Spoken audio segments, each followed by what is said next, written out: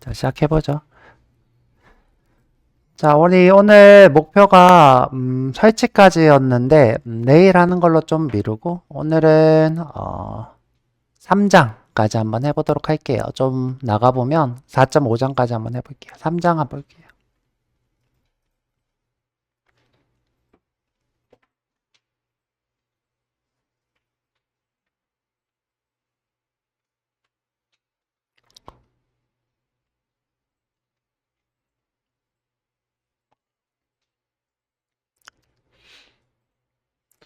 자, 했던 얘기 또 하고 또 하고 하는 것 같지만 실제로 뭐 했던 얘기 또 하는 거 맞아요. 근데 좀 자세하게 들어가는 거고요. 자, 우리 관계형 데이터베이스가 뭔지는 배워봤고요. 이번에는 뭘 배워볼 거냐? SQL이라는 걸 배워볼 거예요. 우리 아까 테이블 만드는 create라고 하는 문법 보였죠? 아까 볼까요? 아까 수업에서 자, 요거. 자, 요게 SQL입니다. 이제 뭐예요? 요거. 자, 요 SQL은 데이터를 정의하는 SQL이고요. 우리가 이 데이터를 정의하는 SQL인 create를 다른 말로 DDL, 데이터 디페니먼트 랭귀지 이렇게 데이터 정의어 이렇게 부릅니다. DDL. 자, DDL 중에 하나고요. 요거 말고 이제 조회를 할 수 있는 select라고 하는 것도 있고요. 등록할 수 있는 insert, 수정할 수 있는 업데이트, 삭제하는 delete 이런 걸 한번 배워볼 거예요. 이런 이제 우리가 조작어라고 해서 DML, Manufacturer Language 이렇게 부르고요. 그 다음에 여기 조회하는 거는 따로 떼서 DQL, 질의하는 Language 해서 DQL이라고도 부르고요. 그래서 여기에 대해서 좀 배워볼 거예요. 자, 3장이고요. 자, 관계형 데이터베이스는 아까 얘기한 것처럼 데이터를 몰아넣는 게 아니라 나누어서 저장하는 것이에요. 이렇게 데이터를 나누어서 저장. 아까 이미 얘기했죠.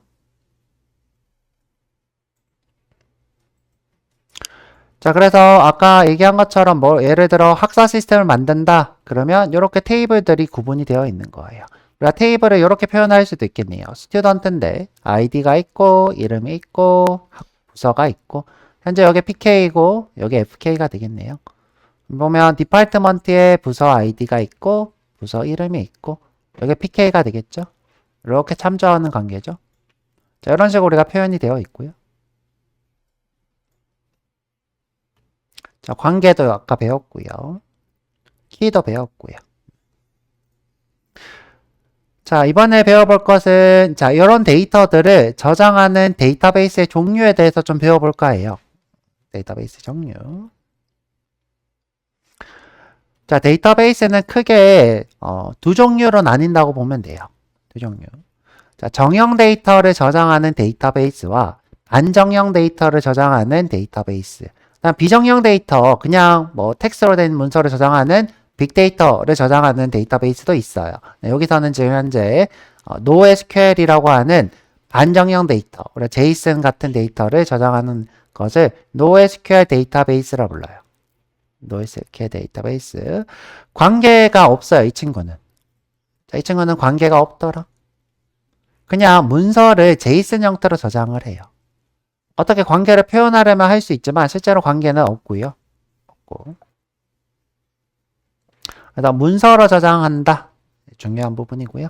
대표적인 데이터베이스가 들어보신 분은 있을지 모르겠는데 몽고 데이터베이스, 몽고DB라고 하는 친구. 자, 이 친구가 대표적인 JSON을 저장하는 NoSQL 데이터베이스가 되겠습니다. 자, 문서형은 구조가 자주 바뀌는 데이터에 용이해야 돼요. 구조가 자주 바뀌는. 그래서 우리가 어떤 어플을 만들었는데 이 어플이 구조가 자주 바뀐다. 그러면 NoSQL을 쓰는 게 좋죠. 그 다음에 자주 바뀌는 것 말고 데이터를 조회하거나 가져올 때 속도가 굉장히 빠르대요. 조회보다는 이제 가져올 때라고 해야 되는데 뭐 검색보다는 조회가 굉장히 빠르더라.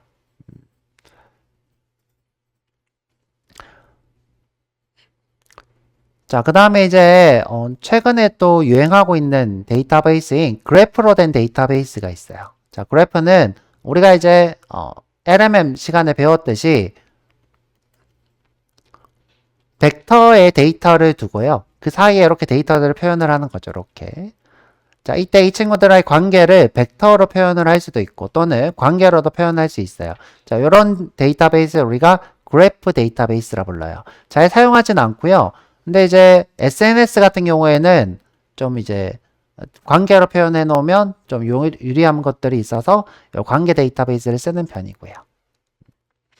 그래서 사람, 상품, 장소 같은 대상들을 노드로 연결을 하는 거죠. 서로 이렇게 연결이 돼서 그 연결된 데이터를 참조하는. 그래서 전부 다 릴레이션으로 되어 있어요. 여기서 중요한 거는 노드라는 건데, 노드라는 건 어떤 데이터를 하나의 그 단말로 보는 거예요. 이렇게 연결되어 있는 단말로 보는 거죠. 자, 그 다음에 이제 우리가 배워볼 관계형 데이터베이스 이렇게 있고요. 행과 연로된 테이블 구조를 가지고 있고요. 이렇게 그쵸? 테이블 형태죠. 자, 대표적인 데이터베이스가 오라클, MySQL 이렇게 있어요. 자, 조금 더 볼게요. 자, 관계형 데이터베이스가 종류가 굉장히 많아요. 자, SQLite라는 친구도 있고요. PostgreSQL도 있고요. MySQL, MariaDB, 오라클 이렇게 있습니다. 이 친구들이 제일 유명한 친구들이고요. 지금 보면 이 SQLite라는 친구가 있는데 이 친구는 다른 친구랑 많이 달라요. 자, 어떻게 다르냐? 이 친구는 로컬에만 저장하는 친구예요. 로컬에. 자, 로컬에만 저장하기 때문에 서버 비용이 안 들어요. 예를 들어 내가 핸드폰에 일정 관리를 하는 어플이 있다.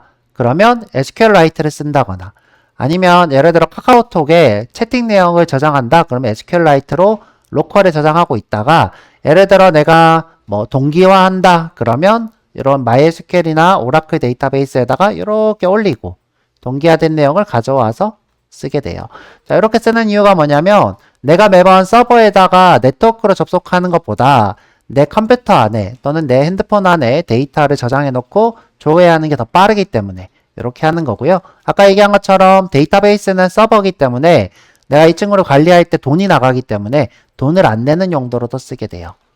자, 그래서 자, 여기 이 중에서 제일 특이한 게 이 친구가 되겠어요.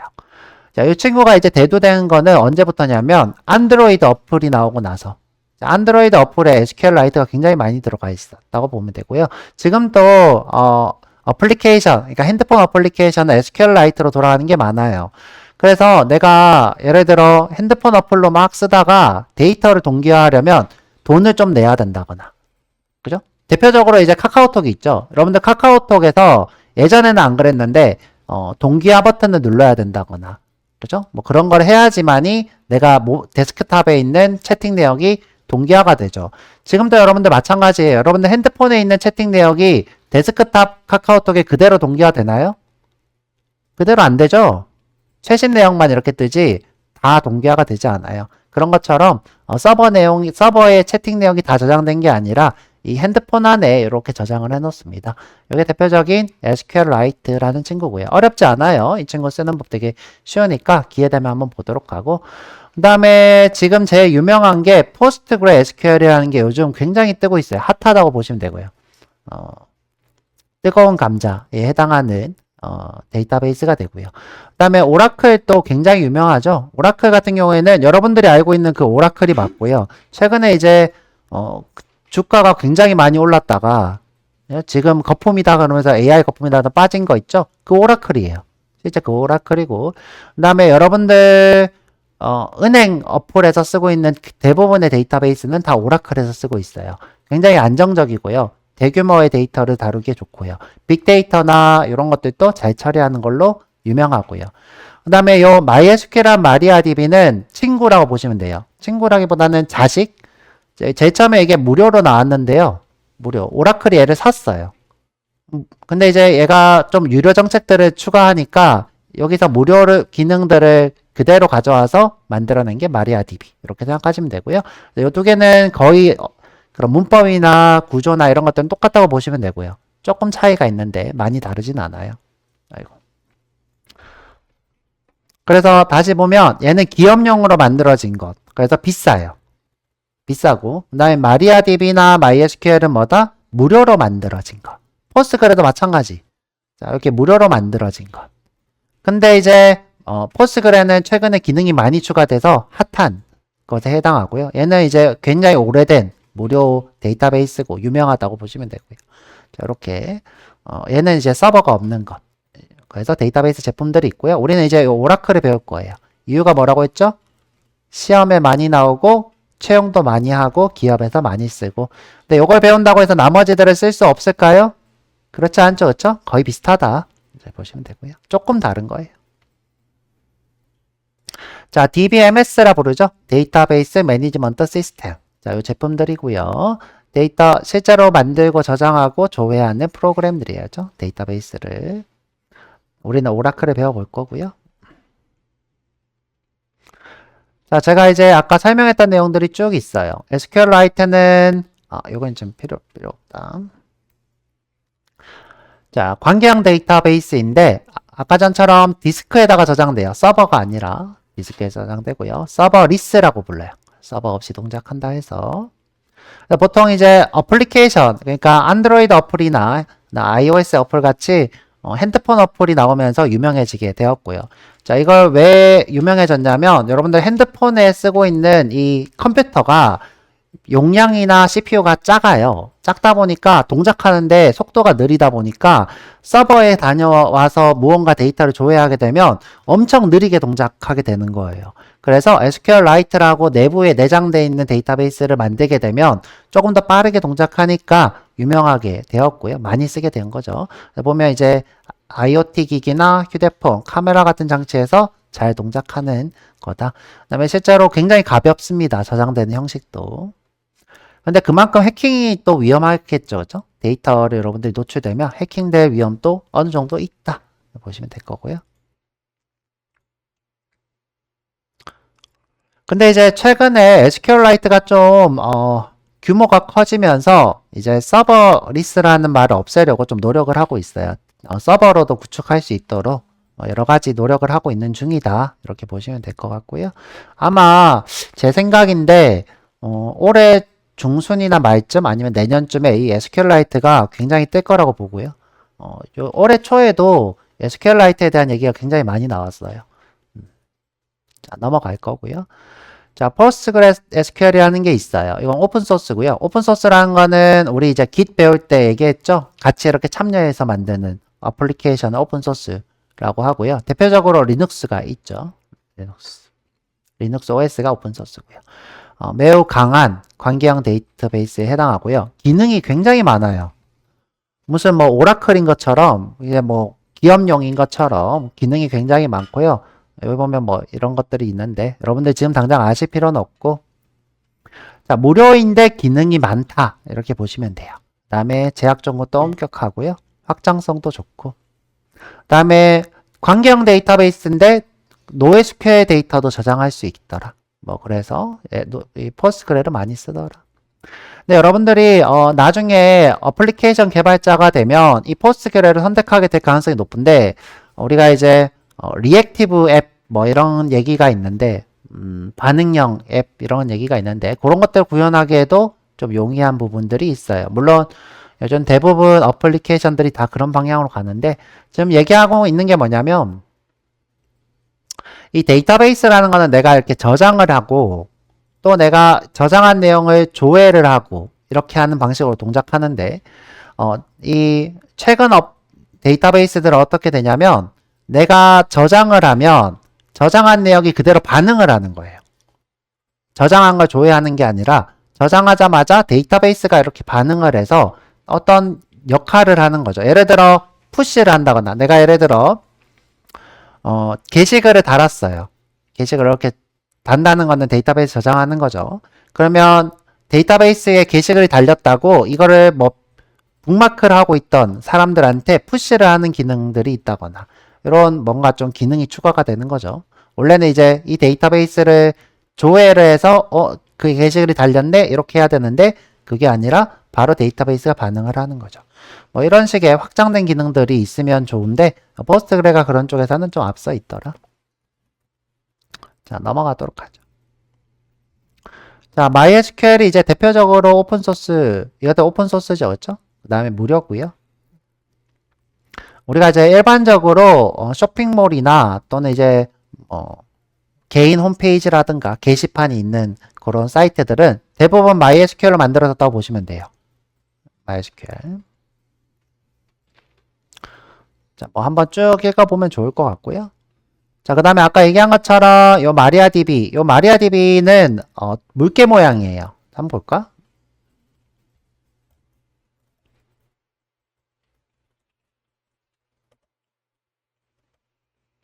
이렇게 물개 모양이죠, 그죠? 이렇게 생긴 거.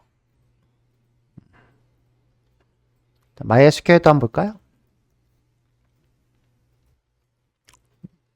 MySQL은 이렇게 돌핀 모양, 그죠? 그래 두 개는 이제 둘 다 물에 사는 애들이죠. 하나는 물개, 하나는 돌핀. 자, 그래서 요 두 개는 MySQL 계열이에요, 그죠?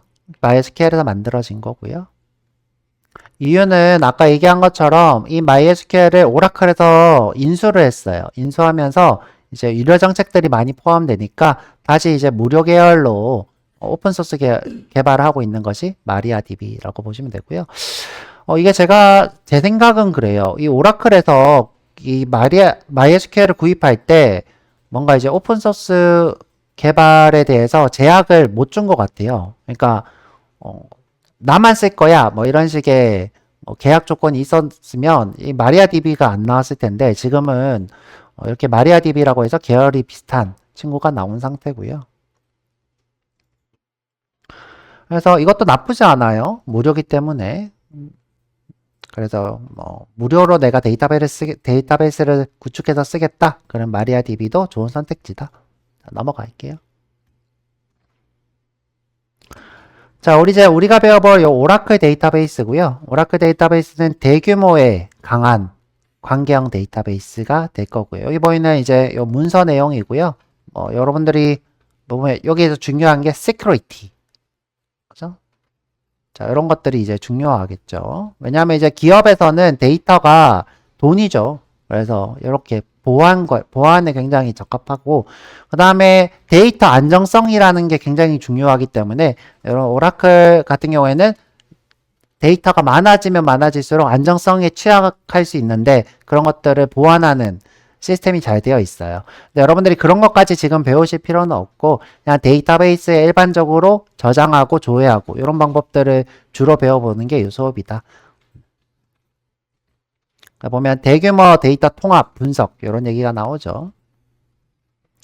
그리고 이제 제 친구가 은행 쪽에 개발자로 있어서 이 친구들이 돈을 어떻게 버는지 들었는데 어떻게 보냐면 이제 이 오라클에서 은행 같은 경우에 엄청 큰 데이터들을 조회하는데 일반적인 방법으로 안 돼요. 그러니까 오라클에서 제공하고 있는 돈을 좀 내야지만이 조회하거나 좀 뭐 수정하거나 이런 것들 용이한 것들이 있는데 오라클의 회사 직원이 와가지고 컴퓨터 이렇게 돌려본대요. 얼마나 썼나. 그래서 비용을 첨가하는 식으로 한다는데 저도 이제 제가 은행 개발자가 아니었어도 정확하게는 모르겠어요. 여튼 그런 식으로 좀 이제 기업 단위로 큰 업무들을 다룰 때 굉장히 유용하고 돈도 엄청 많이 버는 회사예요. 오라클. 오라클 회사는 아까 봤고요. 넘어가죠, 뭐. 자, 이제 우리가 배워볼 건데, 요 SQL이라는 거예요. SQL은 데이터베이스에 대해 명령을 내리는 언어예요. 우리가 이제 자바를 배운 것처럼 새로운 언어를 배우는 거예요. 자바를 배운 것처럼. 자, 예를 들어 보죠. 내가 컴퓨터 공학과에 학생 이름을 보여줘라고 하는 거예요. 자, 그런 SQL을 쓰는 거예요. 언어를. 그럼 이제 시작은 이렇게 select 보여줘 이 뜻이에요. 자, 보여달라는 게 뭐예요? select예요. 자, 그러면 이름을 보여달라고 했으니까 이름을 보여줘. 이름을 보여줘. 근데 어디에? 컴퓨터 공학과에. 뭐에? from 컴퓨터 공학과에. 자, 그런데 죄송해요.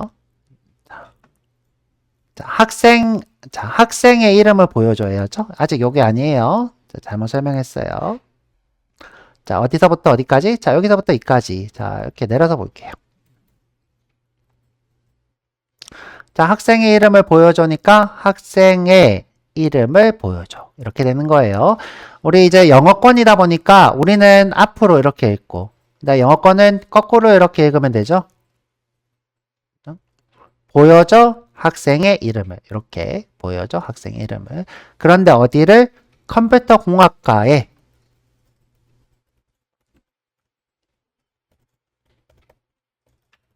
자, 지금 보면 where져 보이죠? 이 부분이 컴퓨터 공학을 듣는 학생의 이름을 보여줘. 이때 이 where이 무엇을 검색이 되겠죠. 그렇죠? 검색. 어디에 학생의 이름을 보여줘. 그때 검색을 할 거야. 컴퓨터 공학과를. 자, 이게 뭐예요? SQL이에요. 막 엄청 어렵진 않죠. 이런 문법을 배워보는 게 이 과정이고요. 자, 여기서 이제 중요한 건데, 제가 아까 전부터 하는 말이 뭐냐면, 내가 오라클을 배우면 MySQL 또 배워야 돼요? MySQL 배우면 MariaDB 또 배워야 돼요? 그렇지 않고요. 자, 모든 제품은 기본 뼈대가 같아요. 자, 뭐가? SQL이. 그래서 이 문법이 MariaDB에도 되고, MySQL에도 되고, 그렇습니다. 그런데 이제 큰 뼈대에서 같이 살은 조금씩 다를 수도 있어요. 그래서 내가 제대로 하려면 조금씩 배우긴 해야 됩니다. 자, 보면 이제 요게 우리가 예를 들어 뭐 KS 마크를 주는 것처럼 규격이 되는 거고요. 규격. 보면 SQL 스탠다드라고 되어 있죠. 대부분의 데이터베이스는 요 SQL 스탠다드를 갖추고 있고요. 그 다음에 오라클은 살짝 스탠다드랑 벗어나요. 왜냐하면 이제 오라클이 굉장히 오래된 데이터베이스다 보니까 옛날의 규칙의 SQL들이 아직 남아 있어서 조금 벗어난다고 보시면 될 것 같고요. 대부분이 비슷하다 이렇게 보시면 됩니다. 자, 그래서 SQL은 종류가 여러 개가 있는데, 보면 지금 현재 5분류로 되어 있죠? 대표적인 게 이제 DDL. 아까 봤던 이렇게 create로 스튜던트를 만드는 것. 우리가 이제 클래스를 쓰는 거랑 똑같죠? 그 다음에 이제 수정할 수도 있어요. alter는 수정. 자, 좀 내려보죠. drop은 삭제. 그래서 지금 보면, 자, create, alter, 그 다음에 drop. 자, 이런 것들이 우리가 DDL이라고 부릅니다. 보면 이제 데이터를 정의하는 그릇을 만든다 이렇게 되어 있죠. 타입을 정의하는 거라고 보시면 되고요. 클래스를 만드는 행위처럼 생각하시면 돼요. 자, 그 다음에 여기에 데이터를 실제로 저장하는 것을 우리가 DML이라고 불러요. 테이블 안에 데이터를 바꾸는 것. 자, 보면 insert, update, delete 라고 하는 걸로 하고 있어요. 자, insert부터 한번 보죠. 자, 인설트는 지금 현재 김민지라고 하는 데이터를 이렇게 넣고 있어요. 자, 위에 보면 자, 2026-001은 스튜던트 아이디고 김민지는 이름이고 그 다음에 D01은 부서 아이디고 자, 이런 식으로 데이터를 넣고 있죠. 데이터를 더 넣고 싶으면 자, 이렇게 계속 넣으면 되겠죠. 그렇죠? 자, 근데 이제 지금 보면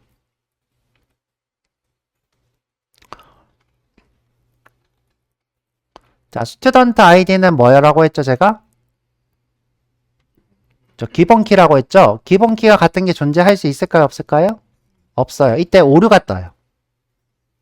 자, 오류가 뜨는 거는 데이터베이스가 데이터를 일관성 있게 저장하겠다 이 뜻이겠죠? 내가 이렇게 넣으면 오류가 안 뜨겠죠.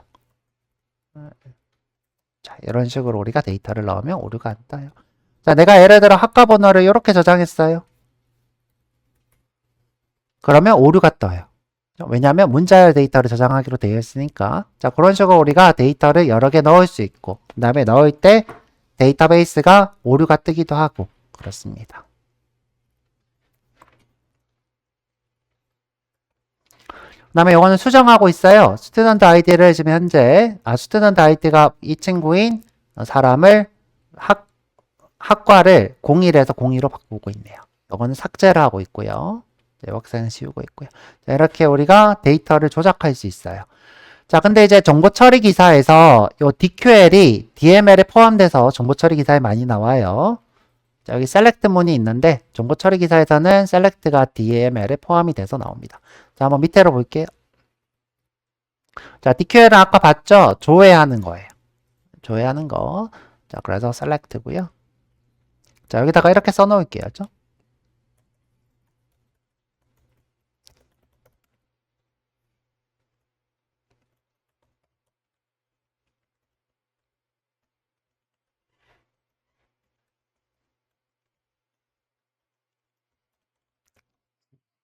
정보 처리 기사에서 select는 DML에 포함돼서 나옵니다. 주의하시고요. 여튼 이제 우리가 구분을 하자면 이 Q는 지리하다예요. 그래서 지리하는 언어. 그래서 지금 현재 스튜던트 학생을 조회하는데 아이디랑 이름을 조회하고 있죠. 이때 학과가 D01인 학생을 조회하고 있어요. 내가 이렇게 하면 학과가 D2인 학생을 조회하게 되겠죠. 자, 보면 이렇게 써져 있네요. 그렇죠?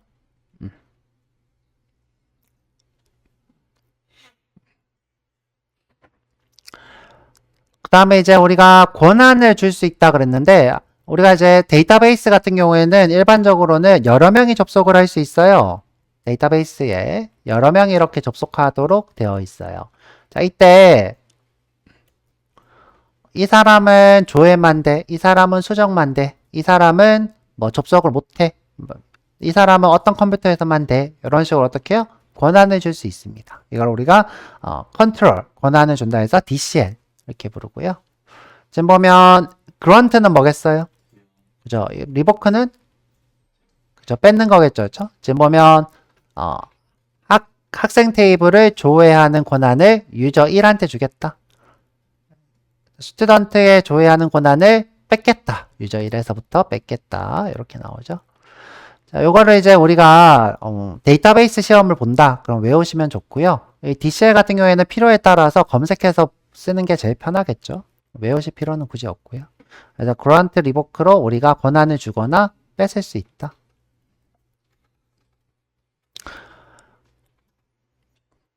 자, 그 다음에 이제 우리가 트랜잭션이라고 하는 걸 할 수 있는데, 자, 트랜잭션은 내가 어떤 단계에서 완료되었다 할 수 있어요. 자, 나는 업데이트를 했는데 여기서 끝낼 거야. 자, 우리가 어떤 작업을 하나로 묶거나 최종 확정을 짓는 것을 우리가 TCL. 자, D가 아니라 뭐예요? TCL. 트랜잭션 언어라고 불러요. 트랜잭션 언어. 자, 그러면 이런 걸 왜 하느냐? 자, 어떤 단위를 묶어서 내가 예를 들어서 이렇게 롤백이라는 걸 하실 수 있어요. 자, 대표적인 게 이제 commit 롤백인데 내가 어떤 작업을 하다가 마음에 들지 않아. 그러면 되돌리는 거죠. 이렇게. 자, 또는 내가 데이터베이스에서 어떤 작업을 하고 있는데 중간에 오류가 떴어. 작업이 한 10개인데. 자, 이 중에서 이 부분에서 오류가 떴어. 그러면 나머지 작업은 필요가 안 돼. 있으면 안 돼. 그러면 이렇게 롤백 시켜. 자, 이런 걸 하는 게 우리가 TCL이라고 불러요. 트랜잭션 언어. 요거는 이제 뒤쪽 가서 한 번 더 얘기해 보도록 할게요. 왜 이런 게 필요한지.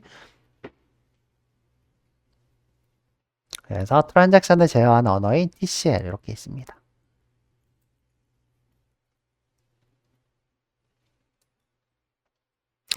자, 그래서 다시 보면 TCL, DCL, 그 다음에 DQL, DDL, DDL, DML, DDL 이렇게 있어야죠. DDL, DML, DQL, DCL, TCL 이렇게 5가지. 요거는 알고 계셔야 되고요. 우리가 이제 뒤쪽 가서 또 배우게 될 건데 지금 조금 미리 알아두는 게 좋겠죠. 자, 다시 이제 정리를 해보자면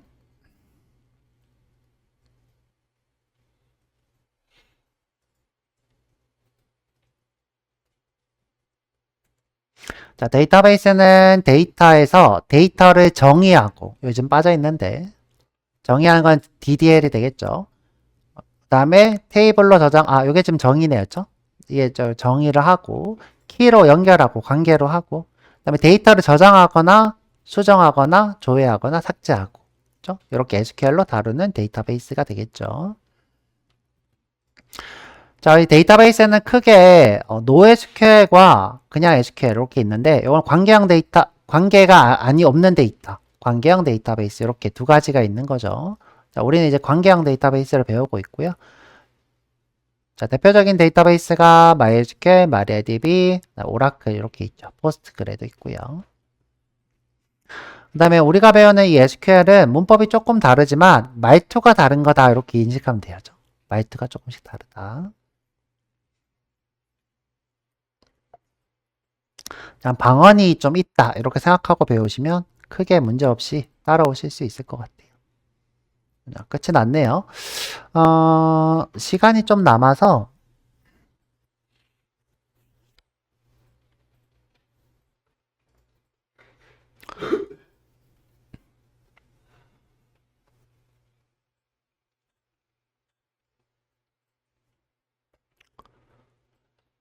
자, 우리가 내일 해야 될 것 조금 보고 갈게요. 자, 저희가 내일 뭘 할 거냐면 설치를 해서 실제로 코드를 작성을 해볼 거예요. 내일부터.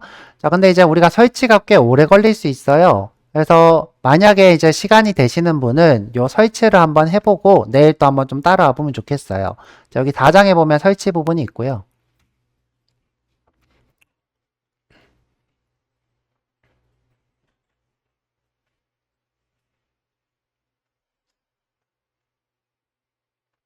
자, 저랑 직접 해보긴 할 건데, 이 설치가 생각보다 오래 걸리고 어려워요. 그래가지고 여러분들이 많이 잘못하는 경우가 있거든요. 근데 저희가 이제 설치를 할 때는 네이티브 설치라는 게 있는데, 그냥 인스톨러로 까는 걸 얘기해요. 내 컴퓨터에다가. 자, 근데 이제 이렇게 하게 되면 이 오라클이 여러분들 컴퓨터에 뭔가 이제 잠식하듯이 여러분들의 제어권들을 많이 뺏어가요. 자, 그래서 우리가 어떻게 할 거냐면, 도커라는 걸 써볼 거예요. 도커. 자, 근데 이제 여러분들 도커가 뭔지 모르니까 내일 도커에 대해서 좀 설명을 하고, 그 다음에 도커로 설치하는 걸 배울 건데, 도커로 설치하는 거는 굉장히 쉬워요. 되게 빨리 끝나요. 되게 빨리 끝나는데, 여러분들이 도커라는 것도 새로 배워야 되고, 그 다음에 윈도우에 도커를 설치하는 게 좀 어려워요. 그래서 그 과정이 좀 시간이 걸릴 것 같아요. 그래서 밑에 보면, 요거 네이티브 설치는 하지 마시고요. 밑에 내려보면, 자, 윈도우 도커 준비부터 여러분들 하시면 돼요. 자, 도커 준비. 자, 그래서 이제 WSL이라고 해서 여러분들 가상 환경, 그러니까 윈도우에 다른 OS를 설치하는 걸 한번 해볼 건데, WSL이라고 해서 윈도우에서 리눅스 OS를 내부적으로 가상 환경으로 쓸 수 있게 준비해 놓은 게 있어요. 자, 그거를 이용해 가지고 자, 우리가 작업을 하는 걸 배워볼 거고요. 이런 걸 왜 하는지 내일 또 배워볼 거예요. 볼 건데 해볼 사람 한번 쭉 보시고 미리 요 도커 수업도 한번 보시면 좋을 것 같아요. 도커 수업도 조금 어려울 수 있어서 제가 미리 예습을 해오라고 하는 거고요. 근데 안 해와도 크게 문제는 없어요. 안 해와도 크게 문제 없고 자, 오늘 배웠던 1, 2, 3장만 더 자세히 해와도 상관없습니다. 자, 그래서 오늘은 여기까지 할 거고 밥은 정시에 먹으러 가죠. 좀 공부하다가 자, 지금부터 쉬었다가 밥은 정시에 먹으러 갈게요.